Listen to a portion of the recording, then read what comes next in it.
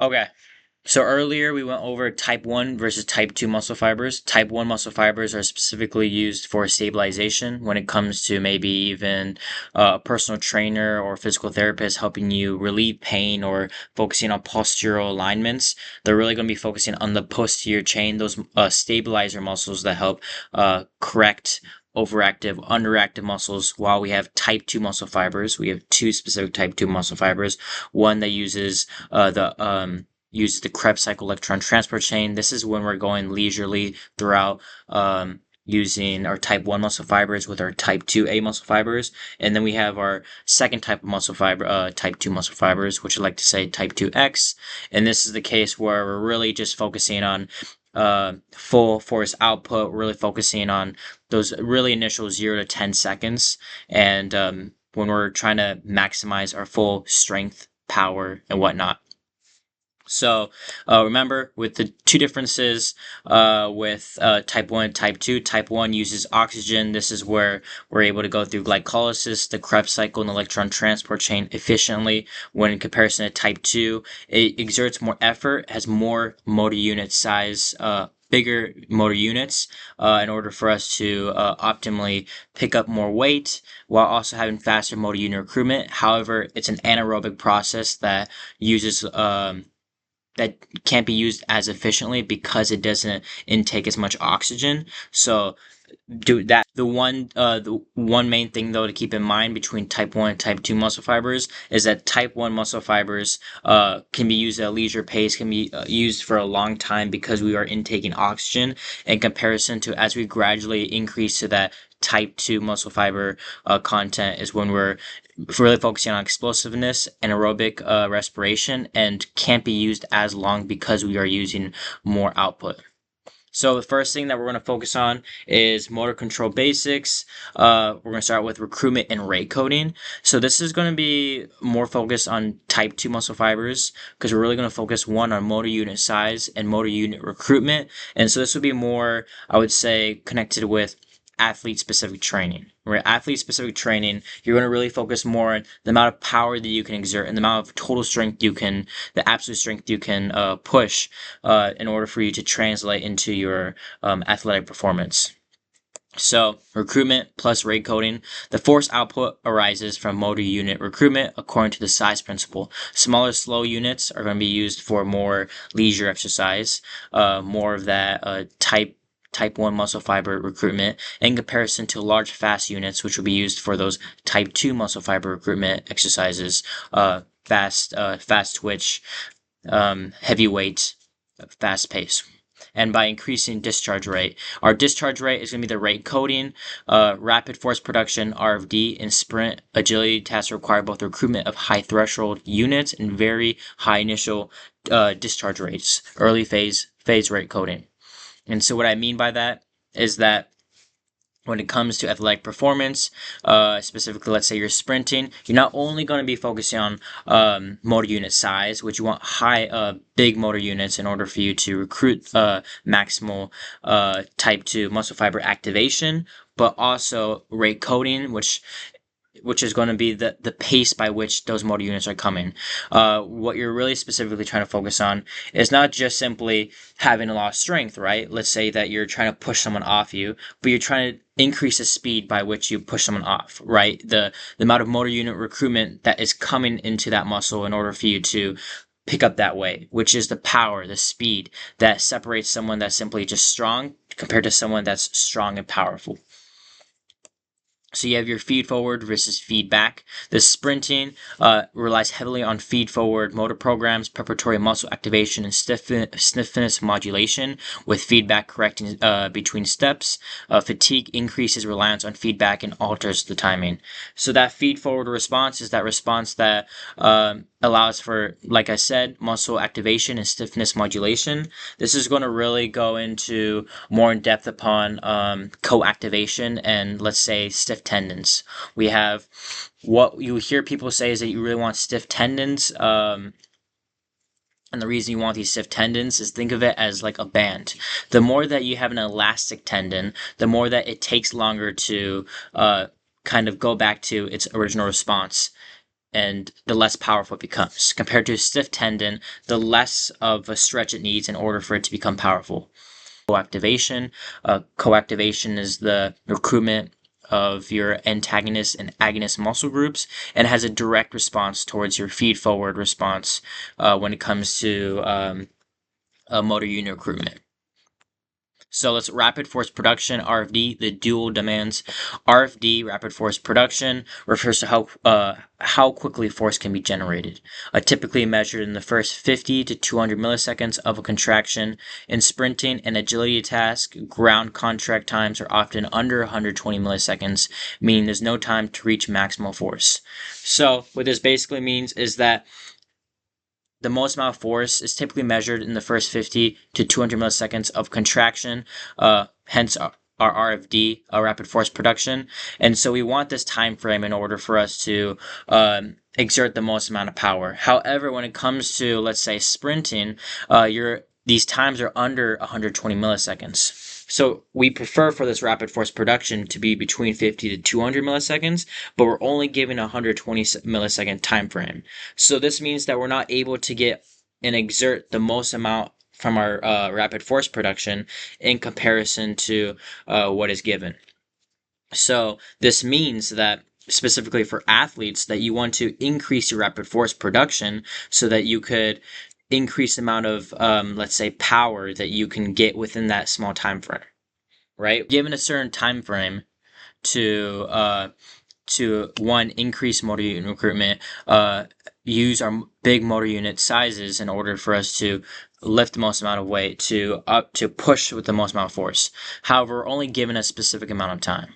So as an athlete, the one thing that you want to focus on specifically is your rapid force production so that you can increase how much force you can outtake given the small amount of time you're given in order for you to separate from a different athlete. Let's say that an athlete can let's say we have two Olympic athlete racers and they're or sprinters and they're sprinting and let's say they have in general their speed is the same or their pace at which they can run.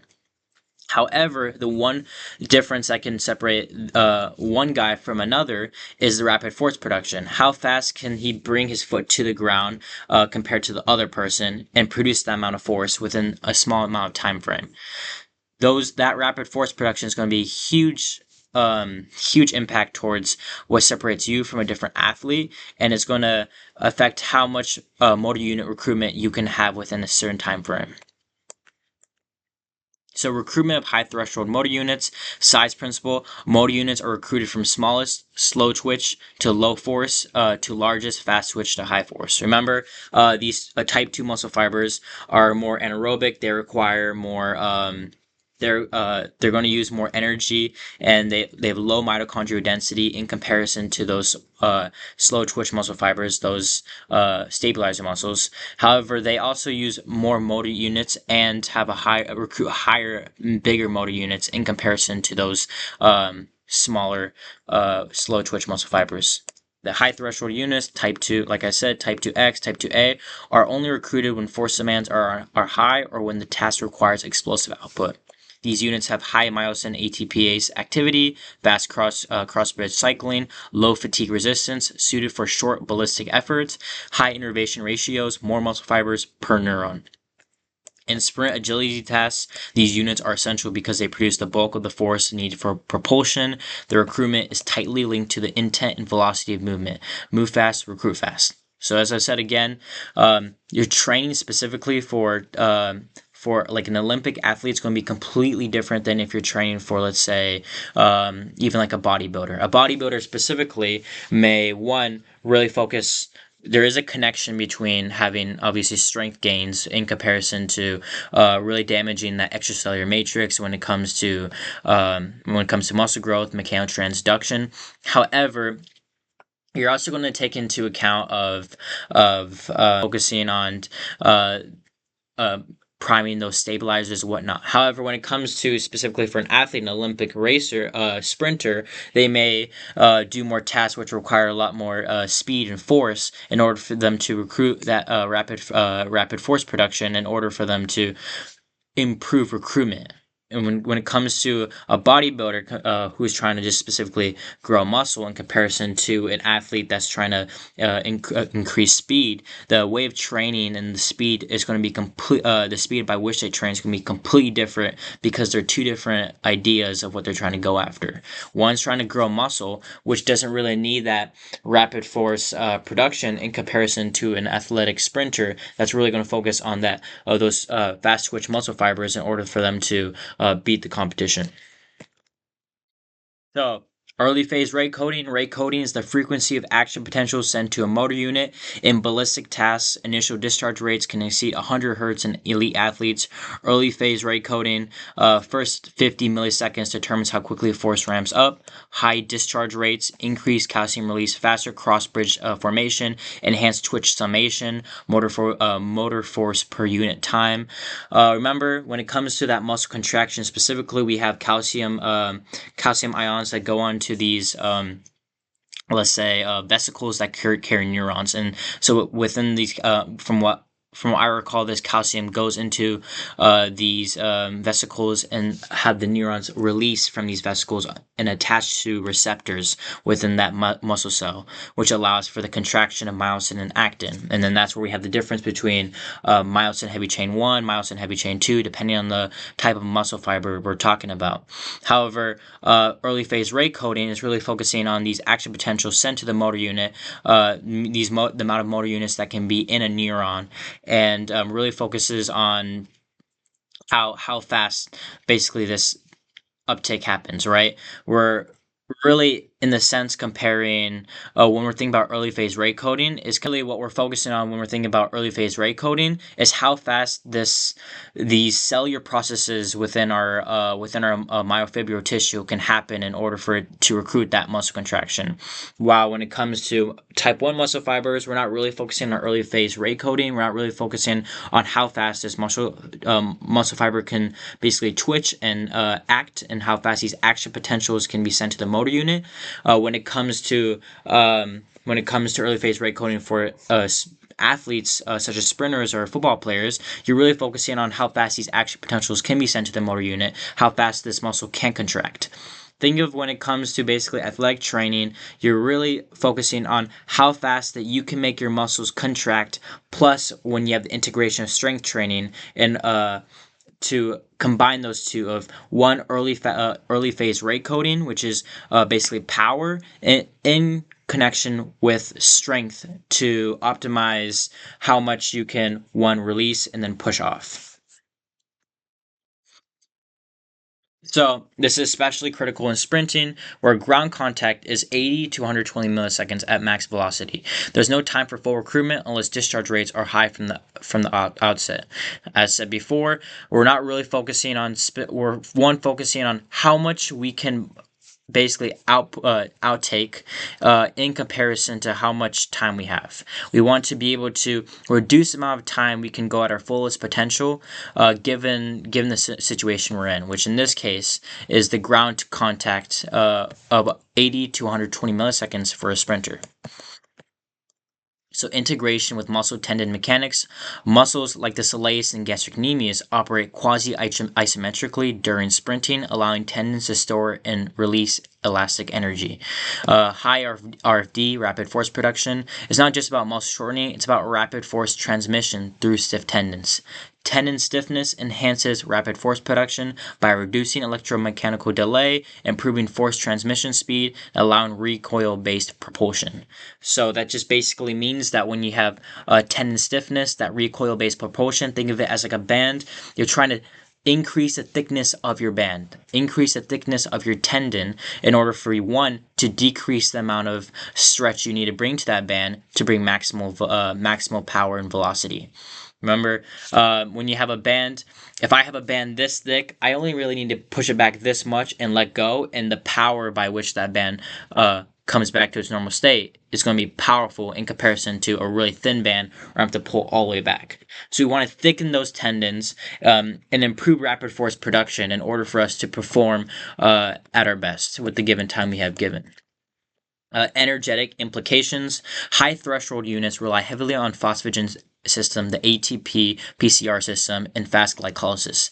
The phosphagen system is really just where you're having ATP in relationship with phosphocreatine, in which phosphocreatine will give a ADP in a relation with phosphocreatine, and then that phosphocreatine will give a phosphate group to ADP to become ATP. Remember, ADP is adenosine diphosphate, while ATP is adenosine triphosphate, and so we're giving another phosphate group to adenosine diphosphate in order for us to get ATP, for us to yield those to maximum exertion within 0 to 10 seconds. We have our phosphagen system, we have our glycolytic system, we have the oxidative systems, and so when it comes to performance at maximal exertion, we're going to use that ATP PCR system to recruit the most amount of type 2 myofibril tissue and perform at our best for a very limited amount of time before we give out.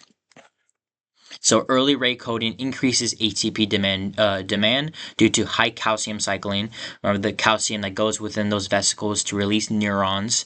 Those neurons go into receptors to activate the myosin actin contraction. Remember, myosin actin specifically need to be activated. They're off until they're on.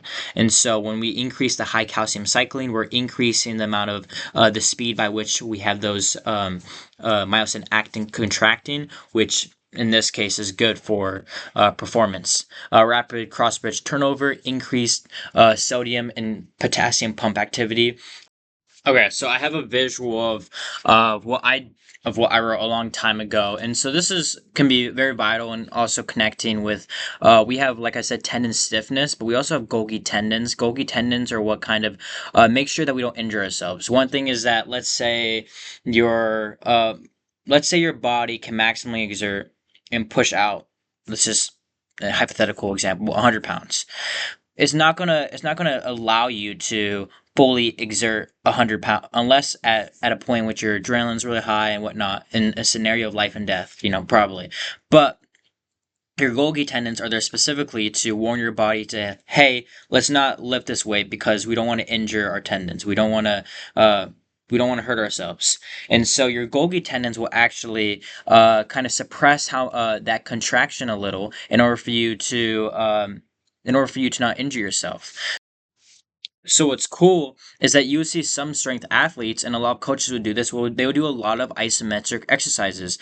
Isometric exercises have not only shown to improve tendon stiffness, but it also helps communicate your brain via the spinal cord to your Golgi tendons that this weight is basically, it perceives your brain to think, hey, I can lift this weight. That's why, for example, let's say your 1 rep max is 315. You might want to do 10%, 110% of your 1 rep max, and just hold the weight, and to tell your Golgi tendons, hey, let's release the amount of sensitivity that we will put to our brain in order for us to increase our 1 rep max. Our Golgi tendons are going to limit our body's desire and brain to basically to push so that we don't hurt ourselves. However, when it comes to isometric exercises, when you hold that weight for a specific given period of time, this can reduce the amount of sensitivity within our Golgi tendons and actually increase the amount of load that our body allows us to contract in order for us to increase that 1 rep max. However, training must also support mitochondrial adaptations for PCR resynthesis between sprints and neuromuscular efficiency to reduce metabolic cost per unit force. This just means basically that we need to allow ourselves to give a good amount of rest period in between. From what I heard, it's about 3 minutes in between each, let's say, set in order for you to maximize the same amount of force that you did the very first set. Now, of course, you might not be able to maximize the same amount of force that you did the very first set because you did you exerted a lot of energy. However, if you're trying to recuperate and exert similar forces, which is in this case you're probably a strength athlete, or you're trying to release the most amount of power as possible, you need to give yourself about 3 minutes of rest period in between, and in order for you to have at least a very similar effect when it comes to the amount of force output and the amount of results that you want to get in terms of speed and power. With the ATP PCR system, it does need a lot of ATP in order for you to exert the most amount of efforts you can within that certain time frame, because you are using a lot of type 2 muscle fibers. And so in that case, you also need a lot of recovery. So when it comes to your training specifically, if you're really just focusing on the slow eccentric stabilizer muscle groups, when you're really trying to focus on mobility, whatnot, you don't really need that full 3 minutes in between each set in order for you to perform optimally, because you're not using type 2 muscle fibers, you're using type 1 muscle fibers. You're focusing on posterior alignment, you're really focusing on control. When it comes to training, when it comes to strength training, when it comes to power training, when you see those athletes that take long rest periods, it's because they're using that ATP PCR system and the glycolytic system, which requires a lot more rest period in between to recuperate, for them to go back to that state where they can put in the same amount of and exert the same amount of efforts. To enhance rapid force production via recruitment and rate coding, strength and power training, heavy lifts should be 80%, 85% of your 1 rep max or more to recruit high threshold units. Remember, if we're trying to increase motor unit size, we want to increase the amount of weight we can uptake, which is why that when we're doing strength specific training, we're using heavier weights and heavier loads, and in order for us to increase motor unit recruitment, motor unit size, so that we can at a point when we go back to 1 rep max to improve it, we have a higher threshold of motor unit size recruitment to basically lift more weight. Remember, the motor size specifically, and the motor recruitment is going to have a direct impact towards the amount of weight you can lift and the amount of force you can produce. So that is why when you're training specifically, you want to train specifically for motor unit size and motor unit recruitment, which needs to be recruited with heavy weight and fast twitch muscle fibers at a fast pace, depending if you're trying to focus on speed trainer or not. Ballistic movements, jump squats, Olympic lifts, train rate coding. Ballistic movements is going to allow you to really focus on specifically your rapid force production within that given time frame. If you're just really focusing on specifically strength training specifics, nothing of the sort of fast power, then ballistic movements aren't going to be really something you need to focus on. And then you have plyometrics to improve tendon stiffness and reactive strength. Plyometrics is a great way to transfer from what you learn with let's say ballistic movements into movements that you're going to go onto the field. What I like to say, when you're an athlete, you want to specific on heavyweight lifting, you want to focus on power strength training, and you want to focus on plyometrics. This is heavyweight lifting to focus on absolute strength. You have your power training to help focus on improve acceleration to improve your strength training, because your strength training and power work at a different basis, and then your plyometrics to bring all that together to improve neuromuscular efficiency in order for you to translate with what you do on the weight room into the field. Okay, the next thing we're going to focus on is periodization. We're going to go with periodization of the week, and this is going to be periodization specifically for a strength athlete. Obviously, let's say you're a bodybuilder, you might do something like a push-pull leg, or really focusing on stressing the muscle and really focusing solely on the eccentric deep stretch, high fatigue. Once that fatigue is over, after a rest period, then go back into fatiguing the muscle. You're not really focusing mainly on strength and power. Right now, we're focusing on strength and power of an athlete, let's say a football player. So the periodization is, of course, going to be a little different, because you're going to integrate plyometrics and power strength training.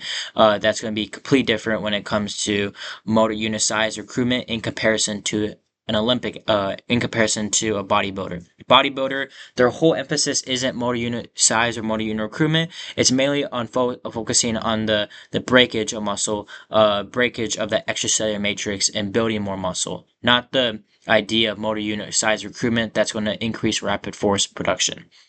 So the periodization strategy, we have the early week, which is heavy strength training, high neurofreshness. This is when you're ready to go. You're at your best. This is when you're going to really want to pick up that heavy weight and reduce your chances of injury when you're at your freshest, when you're fatigued and lifting heavy weight, especially weight that's heavier than usual. You have a higher chance of hurting yourself and causing injury. So you want to do it when you're at a high fresh state. And also, this is a chance for you to increase your PR, increase numbers in order for you to increase motor unit size. Motor unit size is a direct correlation to how much weight you can lift, and in order for you to increase in motor unit size, specifically for sports athletes, you want to start out with earlier in the week when you're at your best to lift heavier weight.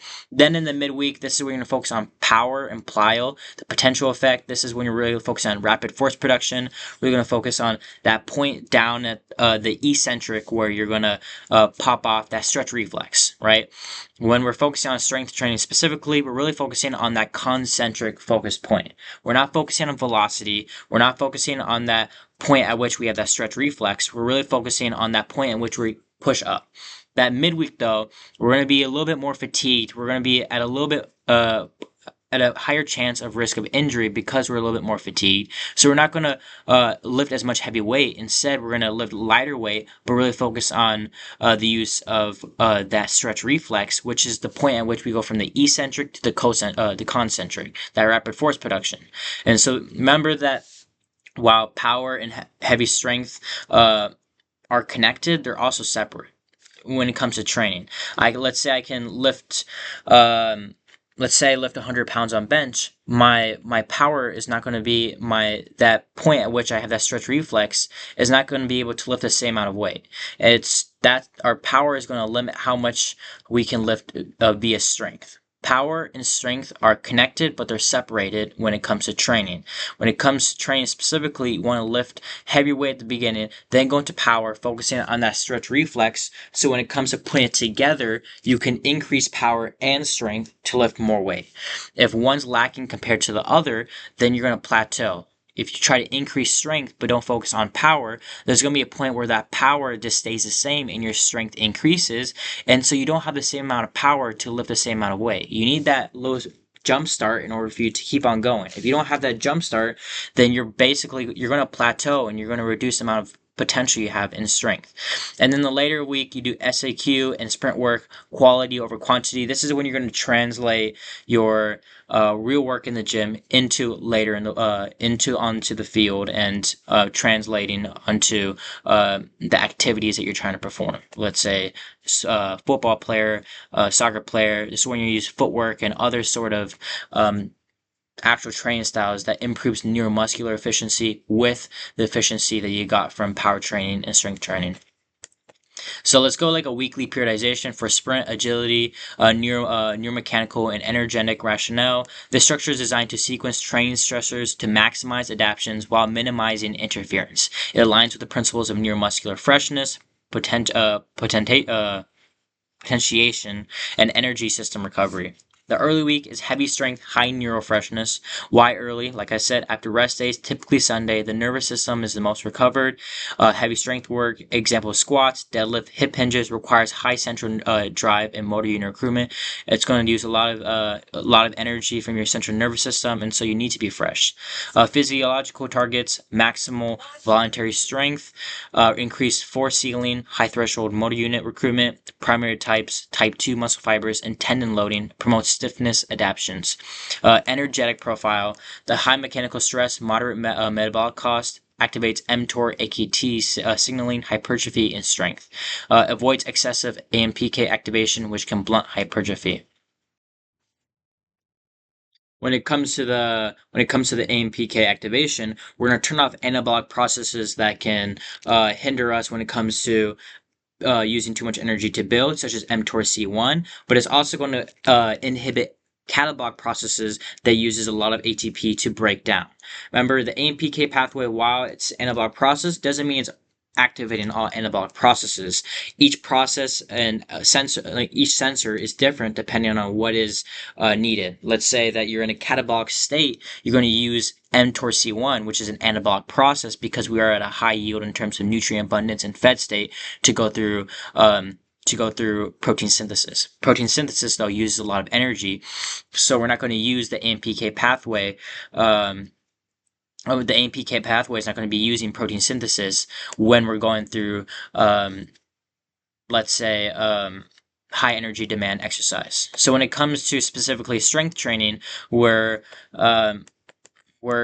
trying to So when it comes to specifically weight training, we're trying to reduce the amount of stress that we're bringing onto our body while exerting the most amount of force. When it comes to strength training, you're not going to see someone go all over the place with lifting heavy weights and breathing heavy, because that's not the whole point of strength training. Strength training specifically is trying to reduce the amount of stress you bring to your body while exerting the most amount of force. Okay, so midweek power and plyometrics potentiation effect. Why midweek? This follows heavy strength training. The uses post activation potentiation, enough recovery to allow high velocity work without neuro fatigue, and the physiological targets: rate of force development. Remember, this is rapid force production. We're really focusing on the point at which we're going from the eccentric to the concentric.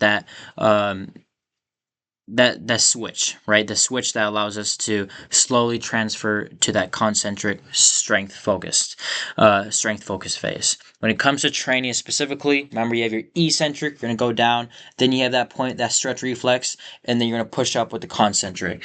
That stretch reflex is going to be vital to then allow us to go into that full strength focused concentric. You notice someone specifically, let's say we're training, right? And I'm going down the eccentric, but that point at the bottom is the hardest point for me. And then someone helps assist me and I'm able to push all the way up. That shows a lack of power specifically, even within that stretch reflex. And so if we're able to improve that stretch reflex, this will allow us to lift heavier weight.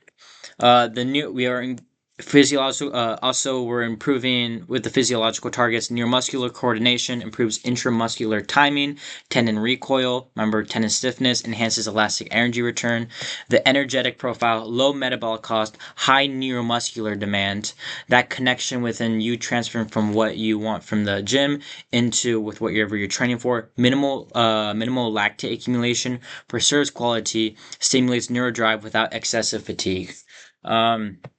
Then we'll go into the late week. This is SAQ and sprint work, quality over quantity. White late week. This follows strength and power development, integrates outputs into sport-specific training. This is when we're going everything into the weight room now, into what's on the field. So these sprint mechanics, change of direction, this is really when you're really focusing on specifically those smallest minute details that's going to separate you from a different athlete. And so if we're able to improve these moments of change of direction, our speed, footwork control, all that stuff, that's going to have a huge impact towards separating you from the competition. And then the energetic profile, high instantaneous ATP demand, PCR plus glycolysis. Remember, this is the phosphocreatine relation with ADP, where we produce ATP for our body to maximize energy output. We have the glycolytic system where we'll be using anaerobic glycolysis. This is when we're doing sprints. So we're using high anaerobic exercise specifically to improve our connection within the gym to the field. Recovery between reps critical. Oxidative system resynthesis, PCR, which just means that we have those long rest periods in between to then go back into those quick outbursts that we had. And so we're trying to avoid fatigue accumulation with rest to preserve technique. The next thing that we're going to focus on is the co-contraction neurostrategy for joint stability. This is actually really cool. Co-contraction has a huge effect, and the speed of which you co-contract has a huge effect towards your rapid force production and basically recruiting your muscles for you to do a movement. Co-contraction refers to the simultaneous activation of agonist and antagonist muscles around a joint.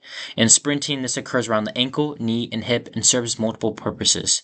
That co-contraction is what's going to recruit your antagonist and agonist muscle for you to go on to a movement. Without this co-contraction, you're screwed, I guess. Stabilization.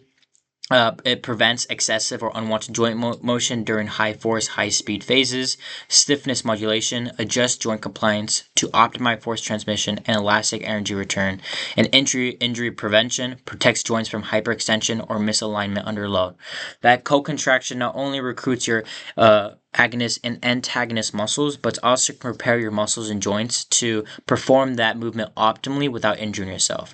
So the faster that you can reach that co-contraction in order for you to do that movement, the more you're going to improve that rapid force movement, which is going to allow you to basically be one step ahead compared to competition. That increase in increasing co-contraction, increasing rapid force production. It's going to increase power. It's going to increase speed. It's going to increase basically that output. That's that point at which you have those 50 to 200 milliseconds, or actually in this case, under 120 millisecond time frame to contract at your best. But efficient sprinters don't just co-contract indiscriminately, they exhibit phase-dependent co-contraction, meaning during ground contact, co-contraction is high to stiffen joints and transmit force rapidly. During the swing phase, co-contraction is reduced to allow fluid movement and conserve energy. Okay, so what is a co-contraction index? The co-contraction index, the CCI, is a metric derived from EMG signals that estimates the degrees of simultaneous activation of opposing muscle groups. It's often calculated using formulas. I have one here, but I can't really show it on. Yeah, it's on the computer screen. High CCI, a high contraction index, a strong simultaneous activation of both muscles, example with the quadriceps and the hamstrings, while your low CCI, low co-contraction index, minimal overlap in activation, meaning one muscle dominates while the other relaxes. Why low? And so in this case, when it comes to training specifically, you want to have the as minimal overlap in activation of the antagonist with of the agonist with antagonist. This just means that we're minimalizing how much we're using the antagonist and while we're using the agonist muscle. When it comes to training specifically, you want to preserve the amount of ATP you can have to increase the amount of use you can use in maximal exertion, but you also want to reduce the amount of ATP that's being yielded to muscles that aren't really supporting you in that specific movement. Let's say when you're doing a bench press, this is just a hypothetical example, you're not going to want to use ATP yield within your obviously your legs are going to help push and translate from your legs into your back to push with your chest, but you're not going to want to have high ATP yields in your legs because you're doing a movement that's specifically using your chest, your shoulders, and your posterior chain of your back. So you want to use as minimal overlap in activation as much as possible. Same thing when it comes to sprinting. You don't want to overlap your agonist with your antagonist to the point that you're using a lot of ATP yield with your antagonist muscle group, while having the antagonist and agonist work together to support the joint and reduce any sort of tendon issues. You want to make sure that you use as little as possible in order for you to reduce injury, but get the most amount outtake out of the agonist muscle that's working. Efficient sprinters tend to show low co-contraction indices during swing phase, which allows faster limb repositioning, less resistance from the antagonist, lower metabolic costs, fewer fibers active, less ATP used, and improved stride frequency, faster recovery of the leg. However, during stance phase, the CCI may increase to stabilize joints under higher load, optimize stiffness for force transmission, and elastic recoil. This phase-dependent modulation is a hallmark of elite neuromuscular control. So when it comes to training specifically, compared to not training, when you're training as a sprinter, you may have a low CCI, low co-contraction, because you're just trying to, for example, activate your quadricep and try to reduce the amount you're using out of your hamstring in order for you to continuously using your quadricep at its highest potential with the most amount of ATP you can use. You want to use your ATP for those muscles that are working in that sprint. However, when it comes to you staying there, not doing anything, you're using both your quadriceps and your hamstrings to keep you in place. So your CCI, your co-contraction index may be high because you're using both your agonist muscle and your antagonist muscle to support you in standing still. When it comes to movement, you want to reduce anything that's stopping you from producing that movement. So when it comes to, say, sprinters, they have low co-contraction indices in order for them to maximize quadricep activation while reducing that antagonist muscle group, which is the hamstrings, that wants to keep the muscle in a stable position. With sprinters, you don't want to be in a stable position because that's just going to prolong you from reaching your goal of, let's say, being the fastest or pushing off onto the next stride. Okay, so now we have our knee. The hamstrings and quadriceps co-contract to stabilize the knee during late swing and early stance. Efficient sprinters show lower co-contraction indices during the swing phase and faster limb repositioning. Excessive co-contraction here can slow limb recovery and reduce stride frequency. The co-contraction wants to contract your muscles and bring the antagonist and agonist together to reduce from you going into that next stride and pushing with your quadriceps. Reducing co-contraction leads to well, I would like to think of it as a less stable place in which when you're sprinting, you don't want to be in a stable place. So you want to reduce that co-contraction. Uh, we have the hip. The hip has co-contraction between the gluteus maximus and the hip flexors, and this modulates pelvic control and trunk stability. During acceleration, high co-contraction helps maintain posture and optimize horizontal force vectoring. This just means when it comes to our hip relationship, and we'll go in a second, we have what's called our moment arm, we have our lever arm, and we have our fulcrum. And so this hip helps co-contract the gluteus maximus with the hip flexors in order for you to keep your body upright, your pelvis and posture alignment to, for example, have control, stability, and go on with, let's say, sprinting, where you're using your quadriceps and your hamstrings. Stiffness and elastic recoil, the biomechanical playoff. Joint stiffness isn't just about rigidity, it's about tuning the mechanical properties of the limb to store elastic energy, return that energy, and minimize energy loss. Efficient sprinters exhibit high stiffness during stance to maximize elastic recoil, show low stiffness during swing to reduce metabolic costs and improve stride efficiency. The co-contraction uses ATP and is metabolic is costly. So we want to reduce the co-contraction to increase ATP yield for muscle groups that need to be used for that specific movement. This dynamic modulation is neuromechanically driven via feed-forward motor programs that anticipate ground contact and adjust co-contraction accordingly. Energetic integration, co-contraction increases ATP demand due to dual muscle activation, agonist plus the antagonist, increased calcium cycling cross-bridge turnover, and higher sodium potassium pump activity. But when timed precisely, it reduces metabolic cost per unit work by improving mechanical efficiency, especially at the ankle. Quasi-isometric solace behavior paired with tendon recoil lowers ATP cost, the Fen effect mitigation. So yeah, when it comes to power training, when it comes to any training where you're focusing on reducing that co-contraction, you're not really focusing on really going slow on the eccentric. That's when you're using the stabilizer muscles. That's when you're using your type 1 muscle fibers and really improving, let's say specifically on mobilization and stabilization, and maybe even if you're a bodybuilder, then you're focusing on the eccentric phase for more of a mechanical tension. When it comes to a football player, though, you're wanting to reduce the amount of ATP yield going on within those stabilized muscles and purely use force for those agonistic muscle groups that are being used for that contraction. That's why when you see power training, they go down really fast and go all the way up because they're reducing ATP yield for the eccentric and fully using their ATP yield for the concentric.